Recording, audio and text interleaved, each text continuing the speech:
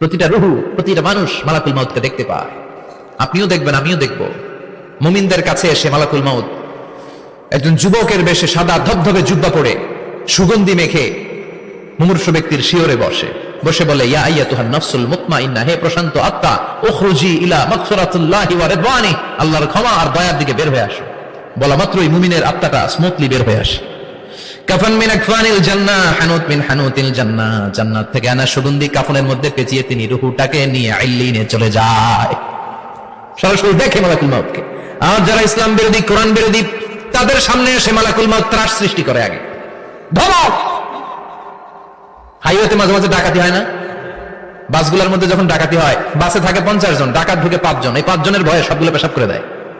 কারণ ত্রাস সৃষ্টি করে। এসেই চাইনিজ কুড়াল দিয়ে আগে কুবায় দেয় 4-5 জনের। রক্ত দেখে কি দেওয়ার সব আগে রেডি করে রাখে।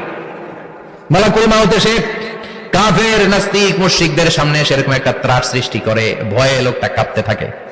ওর কাছে ভদ্র ভাষায় কথা বলে না, সুন্দর জামা পরে আসে না, কালো কুচকুচে চেহারা, ভয়ঙ্কর একটা রূপ নিয়ে, আকৃতি নিয়ে ইসলাম বিরোধীদের মাথার সামনে আসে, দুর্গন্ধযুক্ত চেহারার দেহ নিয়ে ধমক দিয়ে বলে, ও পাপাত্তা, ইয়া আইয়াতুহান নাফসুল খাবিসা উখরুজি ইলা গাদাবিল্লাহ, হে পাপাত্তা, আল্লাহর রাগ, ক্রোধ আর গজবের দিকে বের হয়ে আয়।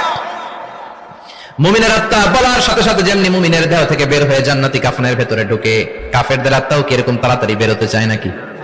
কাফেরদের আত্মা বেরোতে চায় না। ডানে দৌড়, বায়ে দৌড়, সামনে দৌড়, পেছনে দৌড়, আহা, দৌড়াদৌড়ি করে। মালাকুল মাউত এটাকে টেনে হিচড়ে, একটা জীবিত ছাগলকে জবাই না করে তার চামড়া উল্টা দিকে টেনে হিচড়ে বের করলে ছাগলটা যত কষ্ট পায়, এর চেয়ে কমসে কম 70 গুণ বেশি কষ্ট দিয়ে কাফের, মুশরিক আর গাদ্দারদের রূহ কবজ করা হয়। আল্লাহ এই পরিস্থিতি থেকে তুমি আমাদের বাঁচাও। মুমিনদের রূহ যেমনি কবজ হয়, ওইভাবে রূহ কবজের ব্যবস্থা করে দিও। ইমানের মৃত্যু নসিব করে দিও, শাহিদি মৃত্যু নসিব করে দিও। আমাকে শহীদ করে সেই